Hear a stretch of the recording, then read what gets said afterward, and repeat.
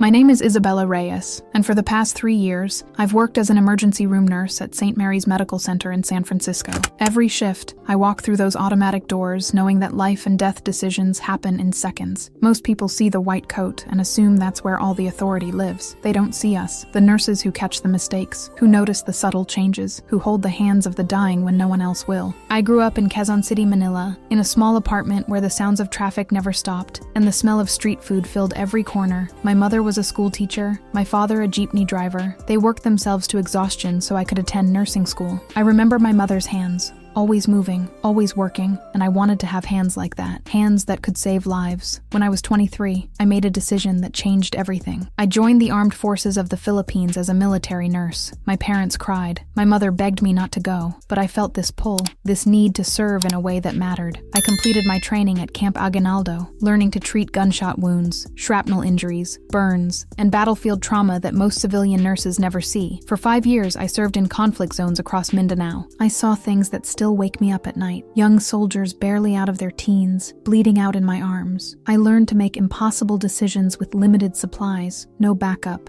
and bullets flying overhead. I learned that in war, there are no hierarchies. A nurse is just as crucial as a surgeon, because when you're in the field, you're all you've got. I received 3 commendations for valor. I was promoted twice. And then, one night in 2018, during an ambush outside Marawi City, I made decisions that saved 12 lives. 12 Marines who would have died if I had hesitated even for a moment. But I don't talk about that anymore. When I moved to the United States in 2020, I left that part of my life behind. I wanted to start fresh, to be just a nurse in a quiet hospital where the biggest emergency was a heart attack or a car accident. I wanted to forget the sound of mortars, the smell of burning flesh, the weight of dog tags I collected from soldiers I couldn't save. San Francisco seemed like a different world. The fog rolling over the Golden Gate Bridge, the cable cars, the tech workers rushing to their offices with their expensive coffee. I rented a studio apartment in the Sunset District, where I could hear the ocean at night. I worked my shifts, came home, and tried to build a normal life, but normal is fragile, and respect, I learned, has to be earned all over again, no matter what you've done before. It was a Tuesday night in March when everything changed. The ER was slammed, 3 car accidents, 2 cardiac arrests, and a construction worker with a metal rod through his abdomen. I was assigned to Trauma Bay 3 with Dr. Richard Hastings, a cardiovascular surgeon with 15 years of experience, and an ego the size of the entire hospital. We were working on a 47-year-old male, unconscious, multiple internal injuries from a motorcycle accident. His vitals were unstable. Dr. Hastings was calling out orders and I was following them, but something felt wrong. The patient's left side wasn't responding the way it should. His breathing pattern was off. "Dr. Hastings," I said, keeping my voice steady, "I think we need to check for a pneumothorax on the left side. His breath sounds are diminished, and there's subcutaneous emphysema." He didn't even look up. "I've been doing this for 15 years, Nurse Reyes. Follow my orders." I checked again. The signs were there, all of them. "Doctor, with respect, I really think you're a nurse," he interrupted, his voice dripping with condescension. "I'm the surgeon. I went to Johns Hopkins. I don't need a nurse telling me how to do my job." The other nurses in the room exchanged glances. This wasn't the first time Dr. Hastings had spoken to someone this way, but it never stopped being humiliating. I felt my face flush, but I held my ground. "I understand, doctor, but the patient's oxygen saturation is dropping. If there's a collapsed lung..." "Enough!" His voice echoed through the trauma bay. "You're just a nurse. Stay in your lane. Do what you're told, and let the real medical professionals handle the diagnosis. Just a nurse." Those words hit me like a physical blow. In that moment, I wasn't standing in a state-of-the-art trauma center in San Francisco. I was back in a makeshift field hospital outside Marawi, covered in blood, with 12 dying Marines depending on me to keep them alive. I was back in the place where just a nurse meant everything, but I said nothing. I swallowed my pride, my anger, my disbelief, and I continued doing my job, because that's what we do. We endure. 10 minutes later, the patient crashed. His oxygen levels plummeted. Dr. Hastings finally ordered a chest x-ray, and there it was, clear as day, a tension pneumothorax on the left side. Exactly what I had told him. He performed an emergency needle decompression, and the patient stabilized, but he never acknowledged his mistake. He never apologized. He just walked out of the trauma bay like nothing had happened, leaving me and the other nurses to clean up and finish the documentation. I stood there, staring at the monitor, watching the patient's vitals slowly return to normal, and I I thought about all the times I had been respected, trusted, relied upon, all the times my medical judgment had meant the difference between life and death, and how none of that mattered here, in this place, because I was just a nurse. What do you think about what happened so far? Have you ever experienced disrespect in your workplace, or seen someone treated unfairly because of their position? I want to hear your thoughts in the comments. That night, I couldn't sleep. I lay in my small apartment, listening to the foghorns from the bay, and I let myself remember. I let myself go back to the place I had tried so hard to leave behind. It was August 2018. I was stationed at a forward operating base near Marawi City in the southern Philippines. The area was still recovering from the siege, a 5-month battle that had left the city in ruins. Our unit was there to provide humanitarian assistance and security, but the fighting hadn't really stopped. Insurgent groups were still active in the mountains, and ambushes were common. I was 28 years old, a senior military nurse with a team of 4 medics under my command. We had a small field hospital set up in what used to be a school building. The walls were pockmarked with bullet holes, and we had to boil water for sterilization because the infrastructure was destroyed. The Marines we supported were good men, young, scared, but dedicated. I knew most of them by name. Lance Corporal Miguel Santos,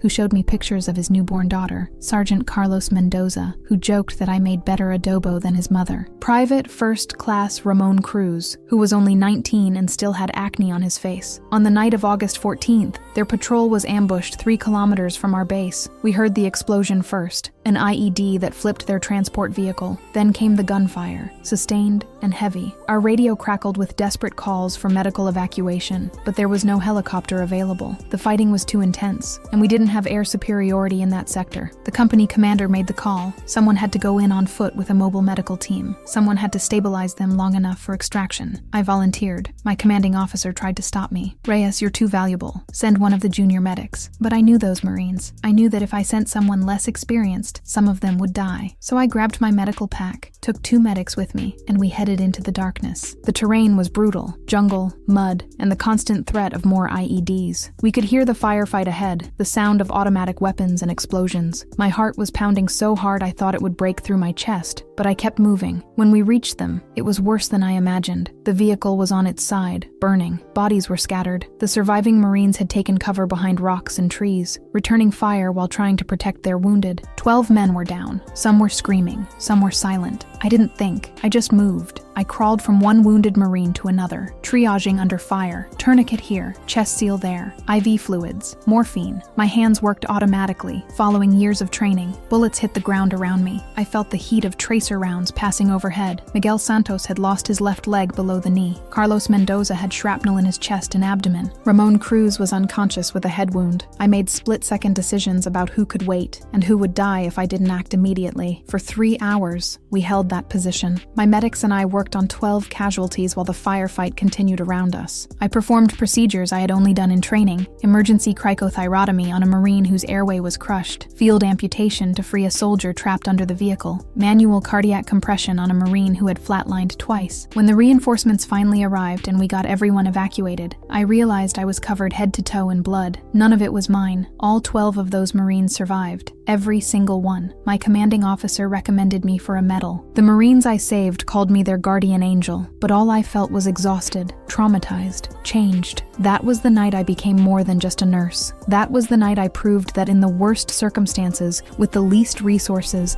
I could save lives that everyone else had given up on. Thank you so much for staying with me until this point. I know this is heavy, but I promise you, the best is still to come. This story goes places you won't expect.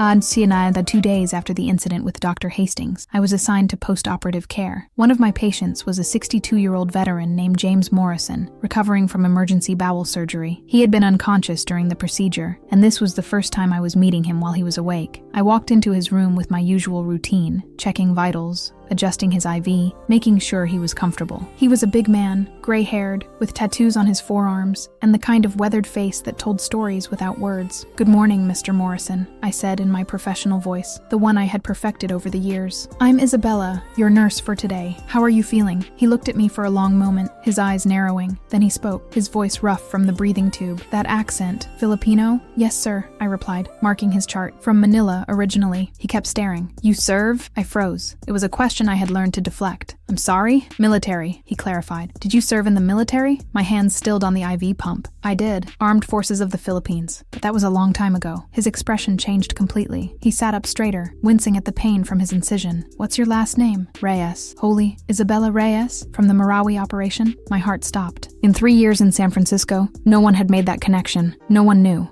Yes. How do you saved my son, he said, and his voice cracked. Lance Corporal James Morrison Jr. He was in that ambush. August 2018. You crawled through enemy fire and put a tourniquet on his leg. He told me about you. He told me about the Filipino nurse who refused to leave anyone behind. The room spun. I gripped the edge of his bed to steady myself. Your son is Jimmy Morrison with the Boston accent who wouldn't stop talking about the Red Sox. Tears were running down the old Marine's face. That's my boy. He's alive because of you. He's married now. Got a daughter, works as a physical therapist helping other veterans. He walks with a prosthetic, but he's alive because of you. I couldn't speak. All the emotions I had buried for years came flooding back. The fear, the adrenaline, the desperate hope that I could save them all. And here was proof. Here was a father looking at me with gratitude so profound it was almost painful to witness. I never got to thank you, he continued. Jimmy wanted to find you, to tell you what your actions meant to our family. But after you left the military, you disappeared. And now here you are, taking care of me. What are the odds? I don't know what to say, I whispered. You don't have to say anything, he replied. But everyone in this hospital should know who you are, what you've done. Before I could stop him, he pressed the call button. When another nurse arrived, he started telling her the story. Then he asked for a tablet, and he started posting on social media. Within an hour, 3 other nurses had come to his room to hear the story directly from him. By the end of my shift, the entire nursing station was buzzing with whispers. Isabella Reyes, combat nurse, saved 12 Marines, commendations for valor. I wanted to disappear. I wanted to run, but I couldn't because the truth was out and there was no putting it back. The next morning, I arrived at the hospital to find everything had changed. Nurses who had barely spoken to me before were looking at me differently, some with admiration, some with curiosity, some with disbelief. I was in the break room when Dr. Hastings walked in. He poured himself coffee, and I could feel the tension in the air. Finally, he turned to me. So, he said, his tone casual but with an edge, I heard an interesting story yesterday. Something about you being a war hero. I kept my eyes on my coffee. I'm not a hero. I was just doing my job. 12 Marines, he continued, under fire, field procedures. Quite impressive if it's true. I looked up at him then, and I saw it in his eyes. Doubt. He didn't believe it. Or he didn't want to believe it. It's true, I said quietly. Really? He crossed his arms. Because I looked you up. I don't see any military service on your resume. No mention of commendations. Why would you leave that out? Because it's not relevant to my work here. Not relevant? He laughed, but there was no humor in it. That's a strange thing to omit. Unless, of course, the story is exaggerated. You know how these things get blown out of proportion. A veteran grateful for basic medical care starts embellishing,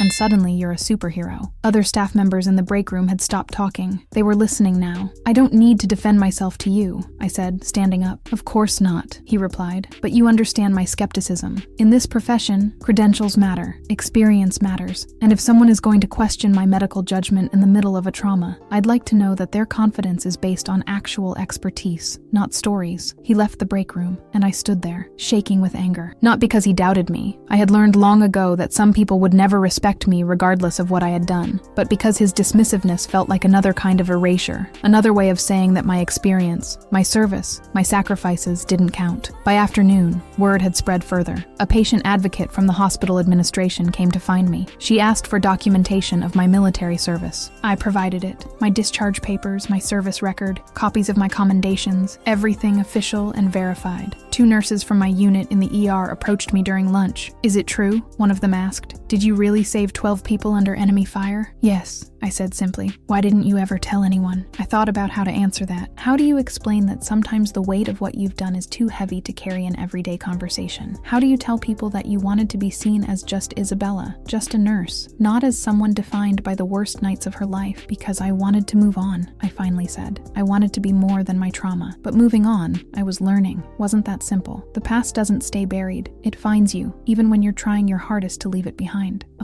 That night, alone in my apartment, I let myself remember the details I usually kept locked away. I closed my eyes and I was back there, in the darkness, in the mud, with the smell of blood and gunpowder all around me. The ambush had happened at 2100 hours. By the time we reached the site, it was almost midnight. The firefight was still active but less intense. The insurgents had fallen back, but they were still out there in the jungle, waiting. I found Miguel Santos first. He was conscious, but but barely. The IED had severed his left leg just below the knee. He had applied a tourniquet himself, but it wasn't tight enough. He was losing blood fast. "Hey, Miguel," I said, kneeling beside him. "I'm here. You're going to be okay." "Nurse Reyes?" His voice was weak. "I can't feel my leg." "I know. Don't look down. Look at me." I tightened the tourniquet until the bleeding stopped. His face went white with pain, but he didn't scream. These Marines had been trained to stay quiet under fire. "My daughter," he whispered. "Rosa. She's 3 months old. I have to meet her." "You will," I promised him. "You're going to hold her. You're going to watch her grow up. But right now, you need to stay with me. Can you do that?" He nodded, and I moved to the next casualty. Carlos Mendoza was trapped under part of the vehicle. Shrapnel had torn through his body armor and into his chest. He was struggling to breathe, and when I cut away his uniform, I saw why. Multiple puncture wounds, and at least one had penetrated his lung. "Can't breathe," he gasped. "I know. I'm going to fix it." My hands were steady as I cleaned the wounds and applied chest seals, but his lung was collapsing. I needed to decompress it, and I needed to do it in the field, in the dark, with limited supplies. I had done needle decompressions in training, but never in combat. Never with bullets still flying. Never with a man's life depending on my ability to find the exact right spot between his ribs and insert a needle without hesitating. "Carlos, this is going to hurt, but I need you to trust me." He grabbed my wrist. His grip was surprisingly strong. "Do it." I counted ribs, found the second intercostal space, cleaned the site as best I could, and then I inserted the catheter. There was a rush of air, the trapped pressure releasing. Carlos took a deep breath, and color started returning to his face. "Oh God," he breathed. Thank you.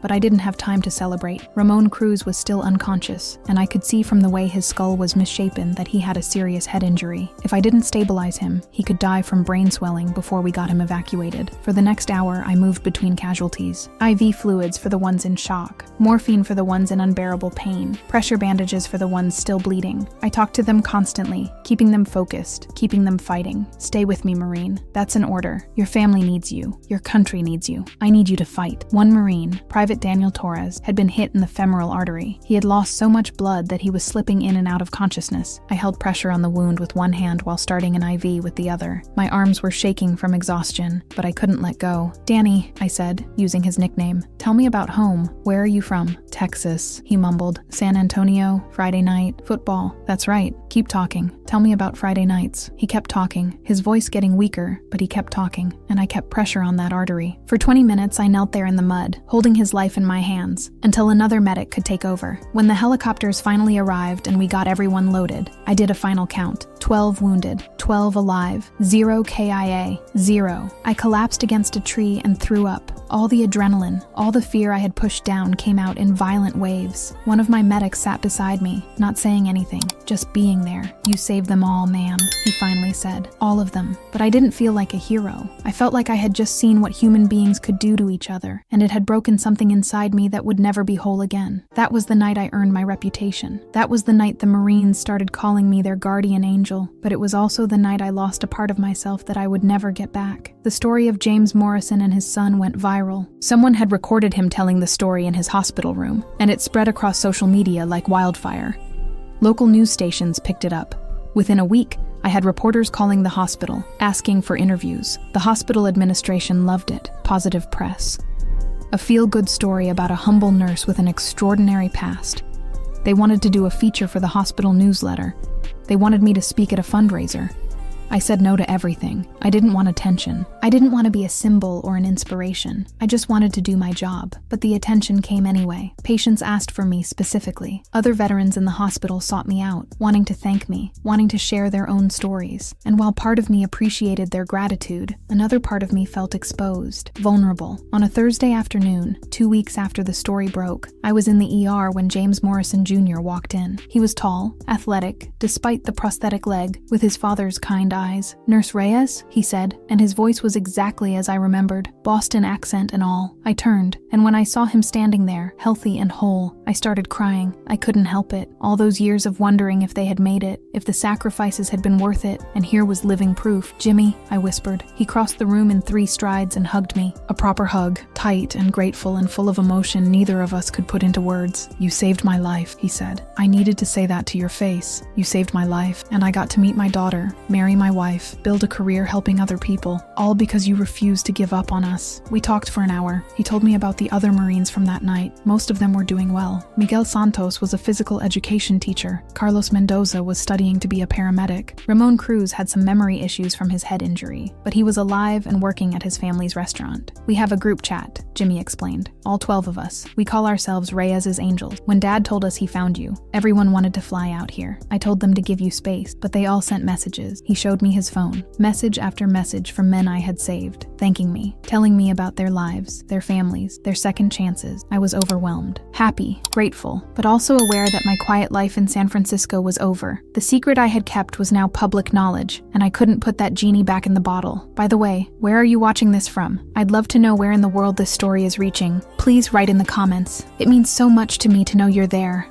listening to this journey. Let me know your city or country. That weekend, I drove up to Point Reyes, to the lighthouse overlooking the Pacific. I needed space to think, space to process everything that had happened. I stood on the cliff, watching the waves crash against the rocks below, and I asked myself the question I had been avoiding. Why had I never talked about my military service? The easy answer was that I wanted a fresh start. I wanted to be seen as Isabella the nurse, not Isabella the war hero. But the truth was more complicated than that. I was ashamed, not of what I had done, but of what it had cost me. Every life I saved came with a memory I couldn't erase. Miguel's screams when I tightened his tourniquet, Carlos gasping for air with a collapsed lung, Ramon's blood on my hands as I tried to stabilize his fractured skull. I had nightmares for 2 years after that deployment. I would wake up thinking I was back in Marawi, covered in blood, surrounded by dying men. I developed insomnia, anxiety. I couldn't stand loud noises. The sound of fireworks would send me into a panic attack. When I moved to the United States, I thought I could leave all of that behind. I thought that if I didn't talk about it, if I focused on being a civilian nurse in a safe hospital, I could heal. But trauma doesn't work that way. You can't outrun it. You can only learn to live with it. I also didn't talk about my service because I knew people wouldn't understand. They would either put me on a pedestal, treating me like some kind of superhero instead of a human being who had simply done her job, or they would dismiss me, the way Dr. Hastings had, assuming the stories were exaggerated. Both responses erased the reality of what I had experienced. Both made me feel more alone. The truth was, I missed being that person. I missed the version of Isabella who was confident in her skills, who could make life or death decisions without second-guessing herself, who commanded respect not because of her title, but because of her competence. Somewhere between the jungle in Marawi and the hospital in San Francisco, I had lost that person. I had made myself smaller, quieter, more deferential. I had let people like Dr. Hastings talk down to me because I was afraid that if I pushed back, I would have to explain why I knew better. And explaining meant reliving trauma I wasn't ready to process. But now the secret was out. Now everyone knew who I had been, and I had to decide who I wanted to be going forward. Did I want to keep hiding? Keep making myself small to make others comfortable? Or did I want to reclaim the confidence, the competence, the voice that I had earned through fire and blood and impossible choices? I stood on that cliff with the wind whipping around me and the ocean stretching endlessly before me, and I made a decision. I was done apologizing for my expertise. I was done letting people diminish me because it made them feel superior. I was Isabella Reyes. I had saved 12 lives under enemy fire, and I would never let anyone make me feel like just a nurse again. Monday morning, I walked into St. Mary's Medical Center with my head held high. I had requested a meeting with Dr. Hastings and the hospital administration. It was time to address what had happened in that trauma bay. The conference room was intimidating. Long table, leather chairs, and 5 people waiting for me. Dr. Hastings, the chief of surgery, the nursing director, the hospital administrator, and a representative from the legal department. Dr. Hastings spoke first. His tone was conciliatory, almost apologetic. Nurse Reyes, I want to start by saying that I have tremendous respect for your military service. What you did for those Marines is genuinely heroic. I had no idea about your background when we worked together in the trauma bay,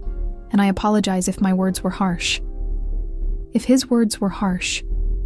Not, I apologize for disrespecting you. Not, I was wrong. Just a conditional apology that put the blame on my interpretation rather than his actions. With all due respect, Dr. Hastings, I said, keeping my voice calm and professional. This isn't about my military service. This is about how nurses are treated in this hospital, regardless of their background. The chief of surgery leaned forward. Can you elaborate on that? When I pointed out signs of attention pneumothorax, I was dismissed. Not because my clinical observation was wrong. We all know now that I was correct. But because Dr. Dr. Hastings decided that my opinion didn't matter. He said, and I quote, "You're just a nurse." That phrase dismisses the expertise, training, and clinical judgment of every nurse in this hospital. The nursing director nodded vigorously. "This is an issue we've raised before," I continued. "I didn't bring up my military service in that moment because it shouldn't have been necessary. My clinical observation should have been taken seriously based on its merit, not based on whether I had served in combat. Every nurse in this ER has valuable insights. We spend more time with patients than anyone else. We notice subtle changes, we catch mistakes, and we deserve to be heard." Dr. Hastings shifted uncomfortably. "In the heat of the moment, in a trauma situation, there needs to be a clear chain of command. A chain of command doesn't mean dismissing valid medical concerns," I interrupted. "In the military, even a private can report something they observe to a commanding officer, and that observation will be taken seriously. Lives depend on communication, not ego." The hospital administrator spoke up. "What are you asking for, Nurse Reyes?" "I'm asking for systematic change. I'm asking for a protocol where nursing concerns during procedures are formally acknowledged and documented. I'm asking for training on respectful communication between doctors and nurses. And I'm asking for accountability when that respect is violated." Dr. Hastings finally showed genuine emotion.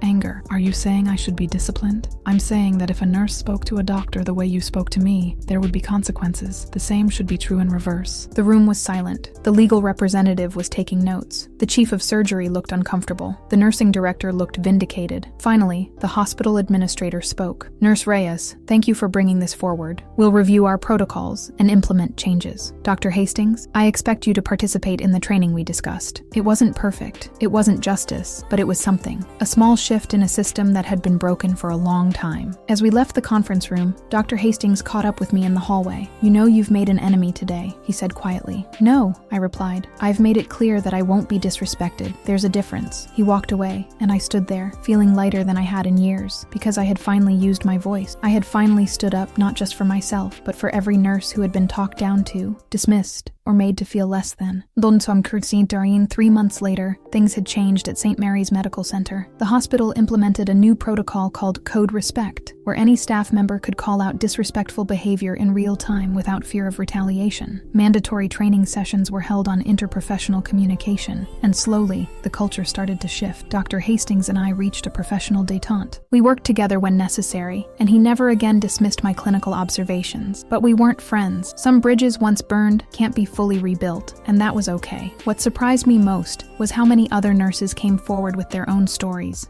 of being belittled, ignored, or blamed for mistakes they didn't make. Stories I had thought were unique to me, but were actually universal experiences in a system that didn't value nursing expertise. We formed a nursing advocacy committee. We pushed for better staffing ratios, better equipment, better support, and while progress was slow, it was progress. James Morrison Sr. recovered fully from his surgery. Before he was discharged, he gave me a gift, a photo of all 12 Marines from that night in Marawi. They had gotten together for a reunion and taken a group picture. On the back, they had all signed it with messages of gratitude. "Keep fighting for what's right," Carlos Mendoza had written. "You taught us that back then, and you're still teaching us now." I hung that photo in my locker at the hospital. On hard days, when I felt like giving up or staying silent would be easier, I looked at it. I remembered what I had survived, what I had accomplished, and I found my voice again. My relationship with my past also changed. I started seeing a therapist who specialized in combat trauma. I joined a support group for veterans. I learned that acknowledging my service didn't mean letting it define me. It meant integrating that experience into who I am now. I'm still a nurse. I still work in the ER. I still do the same job I did before everyone knew my story. But now, I do it without apology, without making myself smaller, without accepting disrespect as the price of doing my job. Some people ask me if I regret the way everything unfolded, if I wish James Morrison Sr. had never recognized me, never told my story. The truth is, I'm grateful, because that moment forced me to confront the parts of myself I had been hiding. It forced me to choose between continuing to live in the shadows of my own life or stepping into the light. Scars, trauma, expertise, and all. I chose the light. Today, I mentor new nurses. I teach them that their observations matter, that their voices matter, that just a nurse is never an acceptable description, because nurses are the backbone of healthcare.